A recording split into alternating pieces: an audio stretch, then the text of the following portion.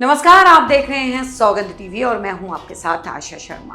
प्राचीन वैदिक प्रक्रिया को अपनाकर प्राचीन समय में बहुत सी शिक्षात्मक संस्थाओं की स्थापना की गई थी, जैसे कि तक्षशिला, नालंदा और विक्रमशिला, जिन्हें भारत की प्राचीनतम यूनिवर्सिटी में भी गिना जाता है। नालंदा विश्वविद्यालय की स्थापना 450 ईसा पूर्व के आसपास की गई थी, जिसकी स्थापना गुप्त वंश के शासक कुमार गुप्त ने की थी।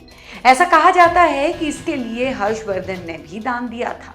हर्षवर्धन के बाद पाल शासकों की ओर से भी इसे संरक्षण प्राप्त था। इस विश्वविद्यालय का अस्तित्व 12वीं शताब्दी तक बना हुआ था। इतिहास का अध्ययन करने पर पता चलता है कि इस विश्वविद्यालय में करीब 780 साल तक पढ़ाई हुई थी। तब बौद्ध धर्म, दर्शन, चिकित्सा, गणित जैसे विषयों की पढ़ाई होती थी।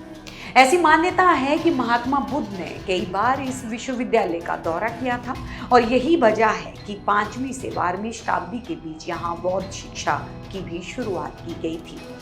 विश्व के इस पहले आवासीय विश्वविद्यालय में दुनिया भर के करीब 10,000 से भी ज़्यादा छात्र एक साथ शिक्षा हासिल करते थे, जिन्हें पढ़ाने की जिम्मेदारी करीब 2,000 शिक्षकों पर थी। यहाँ पढ़ने वाली छात्रों में बौद्ध छात्रों की संख्या काफ़ी ज़्यादा थी। इतिहासकारों की माने तो विश्व धरोहर नालंदा विश्वविद्यालय के अवशेषों की खोज अलेक्जेंडर कनिंघम ने किया था। खुदाई से मिली जानकारी के मुताबिक विश्वविद्यालय के सभी इमारतों का निर्माण लाल पत्थर से किया गया था। इस परिसर को दक्षिण से उत्तर की ओर बनाया गया था। मठ और विहार परिसर के पूर्व में ये बने थे, जबकि मंदिर पश्चिम दिशा में बना हुआ है।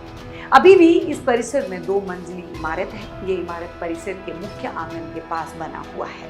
पुरातत्व विभाग को इसे लेकर संभावना है कि इस विश्वविद्यालय में पढ़ाने वाले शिक्षक इसी स्थान पर छात्रों को संबोधित करते होंगे। इस परिसर में एक छोटा सा प्रार्थना सभागार भी है, जो अभी भी सुरक्षित अवस्था में है और इस प्रार्थना सभागार में भगवान बुद्ध की प्रतिमा स्थापित है।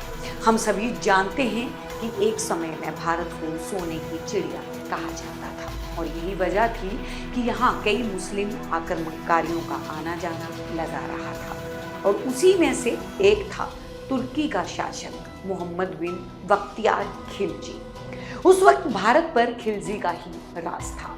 इतिहासकारों की माने तो एक वक्त पर खिलजी बीमार पड़ा, जिसके बाद उसके हकीमों ने उसका खूब इलाज किया, लेकिन वो स्वस्थ नहीं हो सका। फिर किसी ने खिलजी को नालंदा यूनिवर्सिटी की आयुर्वेद विभाग के प्रधान से इलाज करवाने की सलाह दी, जिसे उसने पहले ठुकरा दिया। दरअसल खिलजी ये मानता था कि कोई भी हिंदुस्तानी वैद्य या हकीम उनके हकीमों से ज़्यादा बेहतर नहीं हो सकता।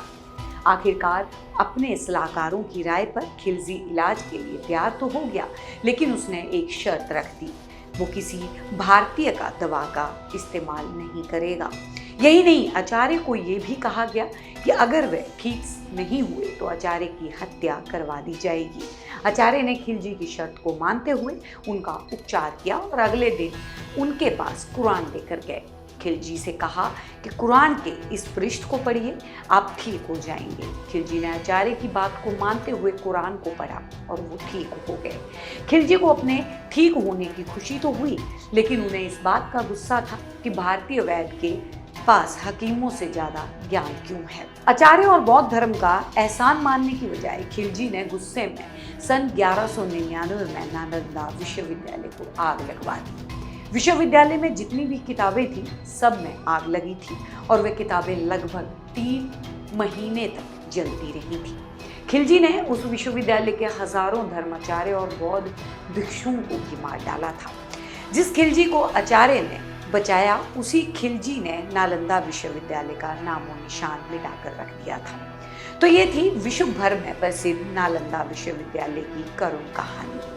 भारत प्राचीन काल में सोने की चिड़िया कहलाता था, पर विदेशी आक्रमणकारियों ने सब कुछ लूटकर यहाँ इसकी ये स्थिति कर दी। क्या आपने कभी सोचा कि अगर ये विश्वविद्यालय अभी भी सही हालत में होता तो बिहार का शिक्षा के क्षेत्र में आज क्या स्थान होता? अगर आप भी अपने गौरवशाली इतिहास की एक झलक देखना चाहते हैं तो एक बार बिहार के नालंदा विश्वविद्यालय जरूर जाएं।